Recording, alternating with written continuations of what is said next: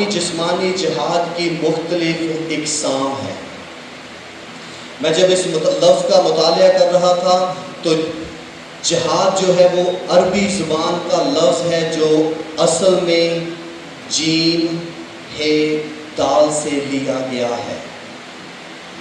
اس کے معنی کوشش، تلاش، کام میں جدوجہد یا کسی چیز کی انتہا تک پہنچنا اور طاقت و توانائی استعمال کرنا ہے۔ جہاد کو جب ہم اپنے اس موجودہ ماحول میں دیکھتے ہیں تو اسے بہت دفعہ صرف اپنے لیے استعمال کیا جاتا ہے، لیکن جہاد کے پیچھے بڑی گہری سچائی ہمیں ملتی ہے۔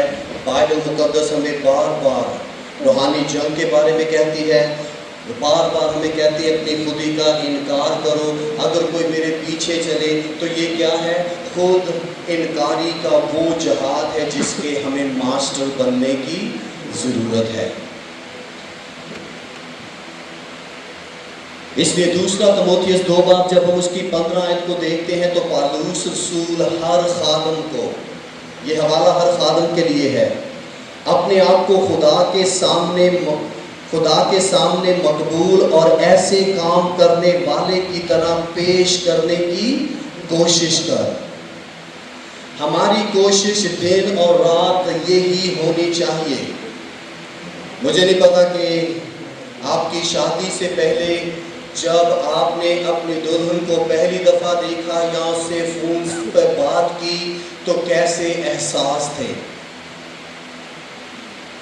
دانت صاف کرنا، بال بنانا، خوشبو لگانا، ہر وہ کوشش کی گئی تاکہ آپ کا جیون ساتھی جس کے ساتھ جیون بتانا ہے اسے امپریس کیا جائے، اسے خوش کیا جائے، وہ متاثر ہو کہ ہائے میرا دلہا کنا سونا، کنا چنگا، کنا بیبا، کنا پیار کرنے والا، کنا روحانی۔ پالوس رسول یہاں پر جو بات ہمیں سکھانا چاہتا ہے، اپنے آپ کو خدا کے سامنے مقبول اور ایسے کام کرنے والے کی طرح پیش کرنے کی کوشش کر جس کو شرمندہ نہ ہونا پڑے اور جو حق کے کلام کو درستی سے کام میں لاتا ہو۔ ہم سب کی روحانی ذمہ داری جو ہے وہ سب سے بڑھ کر یہ نہیں کہ ہمارے چرچ میں ممبر کتنے ہیں یا ہدیہ کتنا ہے، جو مین فوکس ہے خدا کا کلام درستگی کے ساتھ لوگوں تک پہنچے۔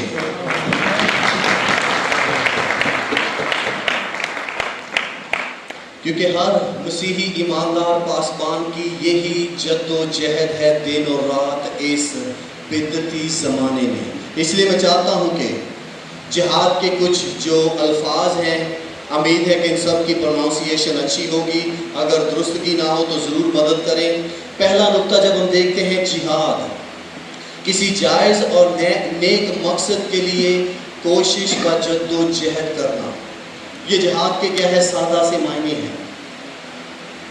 نیک اور کیا درست کام کے لیے جد و جہد کرنا۔ دوسرا جہاد خیز، جہاد پر آمادہ کرنے والا، جو کسی کو تیار کرتا ہے جنگ کے لیے۔ آپ کو یاد ہے کہ موسیٰ کیا تھا؟ یشوع اور کالب اور ان تمام لوگوں کے لیے کیا تھا؟ ایسا سپہ سالار تھا، جو ایسا ماہر کاریگر تھا جس نے اپنے پہلے 40 سال مصر کے تمام علوم کی تعلیم پائی، اور جس میں کیا تھی؟ تیر کمانی، تلوار بازی، گھڑ سواری اور یہاں تک کہ ہینڈ کامبیٹ یعنی کہ ہاتھ کے ساتھ لڑائی کرنا شامل تھا۔ موسیٰ کیا تھا؟ مصر میں کیا تھا؟ فرعون کی بیٹی کا بیٹا، یعنی کہ پوٹینشلی ہو سکتا ہے کہ وہ نیکسٹ کیا ہوگا؟ فرعون ہوگا، جسے ہر طرح کے علوم کی تعلیم پانا ضروری تھی۔ تو وہ کیا کرتا ہے؟ اپنے اسی سکل کو، اپنی اسی تمام تعلیم کو، اس تمام شاندار سچائیوں کو جو اس نے مصر میں رہ کر سیکھی تھی کہ بندہ کیسے مارنا ہے۔ یاد ہے مصر میں اس نے کیا کیا؟ جب اپنے بھائیوں میں سے ایک کو اس نے ستاتے ہوئے دیکھا تو اس نے مصری سپاہی کو جسے آج ایکول کہیں گے کہ پاکستانی فوج کا جو گریلا یا جسے کہہ سکتے ہیں الیٹ فورس جوان ہے، جسے اس نے کیا کیا، اپنے ہاتھوں سے ریت میں دبا دیا۔ اتنا ماہر کاریگر موسیٰ سپہ سالار اور جنگجو تھا۔ ہم موسیٰ کی زندگی سے بہت کچھ سیکھ سکتے ہیں، اس لیے جو جہاد پر آمادہ کرتا ہے، موسیٰ نے روحانی طور پر کیا کیا، گنتی کی کتاب میں 12 قبیلوں میں سے 12 سرداروں کو انسٹرکشن دے کر بھیجا کہ جا کر اس جگہ کو دیکھو کہ وہ ملک کیسا ہے، اس کی پیداوار کیسی ہے، اس کے لوگ کیسے ہیں، اس کے اندر جا کر ساری تفتیش کرو۔ تو وہ کیا کر رہا تھا، ان کو روحانی جہاد کے لیے تیار کر رہا تھا۔ نمبر 3 کو جب ہم دیکھتے ہیں، جہاد بالاموال، جہاد کے لیے مال خرچ کرنا، جہاد کرنے والوں کی مالی طور پر امداد کرنا۔ کرنتھس کی کلیسیا کو جب ہم دیکھتے ہیں، پالوس رسول کرنتھس کی کلیسیا میں مقدونیہ کی کلیسیا کی مثال دیتے ہوئے کہتا ہے کہ انہوں نے اپنی ناداری میں سب کچھ دیا تاکہ وہ یروشلم میں چندے بھیج سکیں۔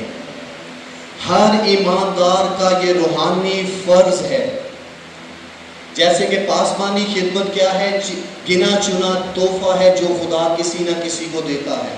مبشرانہ خدمت، معلم کی خدمت، ڈیکن کی خدمت، پرستار کی خدمت، لیکن مالی طور پر موجودہ کلیسیا کو سپورٹ کرنا ہر ایماندار کا روحانی جہاد ہے۔ اگر ہم سپورٹ نہیں کریں گے تو پھر کون کرے گا؟ تیسرا نقطہ، اس کے بعد چوتھا، جہاد بال قلم، مطابق قلم کہہ سکتے ہیں، حق کی حمایت میں قلم سے کام لینا، یعنی مضامین، کتب یا مختلف رسالے وغیرہ لکھنا۔ پالوس رسول نے 14 خط لکھے۔ وہ کیا کر رہا تھا، آنے والی نسلوں کو تیار کر رہا تھا کہ اپنی قلم کے وسیلہ سے کیا کرے، انسانی ہسٹری کو تبدیل کر کے رکھ دے۔ موسیٰ نے 5 کتب لکھی، وہ تمام جنگیں، وہ تمام خدا کے ساتھ جھگڑے، خدا کی طرف سے انتظام، خدا کی طرف سے حفاظت، ہر ایک چیز۔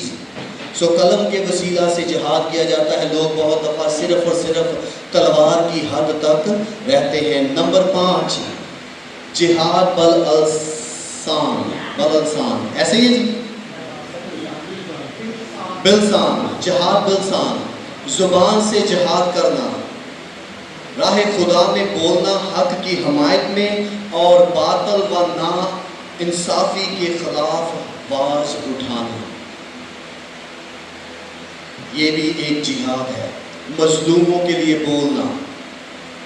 فریسیوں کو خداوند یسوع مسیح نے کیا کہا تھا کہ تم نے ان ساری باتوں کو چھوڑ کر کیا کیا ہے، انصاف اور بیووں کی دیکھ بھال کرنے میں کیا کی ہے، کمزوری کی ہے۔ تم صوف اور بدینے اور باقی تمام چیزوں پر یہ کام کرتے ہو، لیکن تم نے انصاف اور رحم کو چھوڑ دیا۔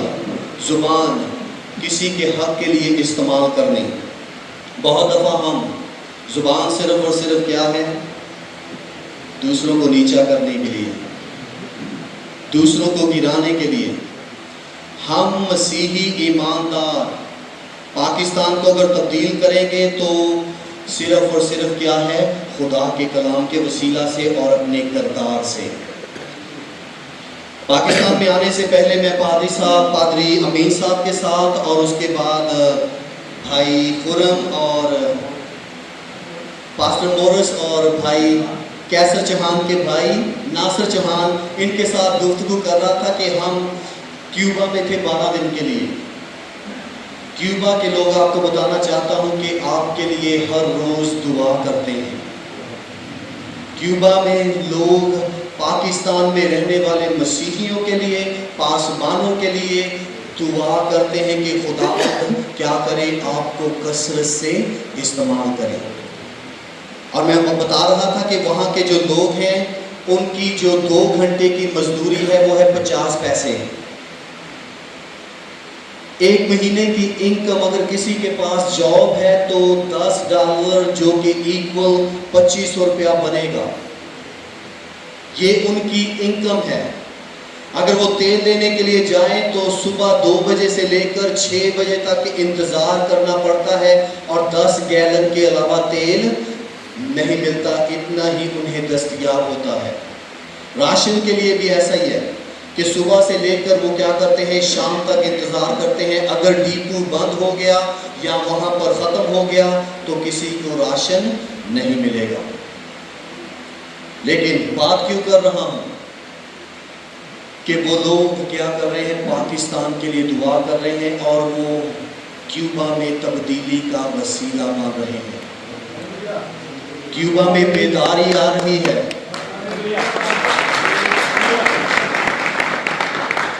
اور یہ بیداری پاکستان میں بھی آنی چاہیے۔ بیدار کن کو ہونا ہے؟ مردہ لوگ بیدار نہیں ہوتے۔ بائبل مقدس میں مطالعہ کریں تو مردہ زندہ کیے جاتے ہیں اور جو سوئے ہوئے ہیں وہ بیدار کیے جاتے ہیں۔ اسی لیے پالوس کہتا ہے اے سونے والے جاگ اور مردوں میں سے جی اٹھ۔ یعنی کہ تیرے ارد گرد جتنے روحانی طور پر مردہ ہیں ان میں تو جو زندہ ہوتے ہوئے سست اور لاپرواہ ہے ان میں سے بیدار ہو۔ یسوع مسیح نے بھی کہا جاگو اور دعا کرو، یعنی کہ بیدار ہو تاکہ تم آزمائش میں نہ پڑو۔ بیدار کے نہیں ہونا ہے ہمیں۔ غیر ایماندار بیدار نہیں ہوں گے، وہ زندہ کیے جائیں گے۔ کلیسیا بیدار ہوگی تو کیا ہے، مردہ زندہ کیے جائیں گے۔ اور یہ مردے میں جسمانی نہیں، روحانی مردوں کی بات کر رہا ہوں جس کے ساتھ آپ کا ہر روز سامنا ہے۔ اس لیے چھٹی بات، چھٹا پوائنٹ جہاد کے تعلق سے، جہاد اکبر شیطان اور نفس پر قابو پانا یا کے خلاف جہاد کرنا۔ سمسون اس میں ناکام ہوا۔ وہ 3 قسم کے اندھے پن کا شکار ہوا۔ سمسون خدا کا شیر، بڑا ہی زبردست سورما، لیکن وہ 3 قسم کے اندھے پن کا شکار ہوا۔ پہلا کون سا تھا؟ جذباتی طور پر۔ وہ قاضی ہوتے ہوئے اپنے اس گاؤں کا، اپنے اس ضلع کا یا گاؤں کے اس علاقے میں جہاں پر رہتا تھا، اس کی ذمہ داری تھی کہ وہ جذبات میں نہیں بلکہ کیا ہے، خدا کے فہم کے مطابق کیا کریں، فیصلے کریں۔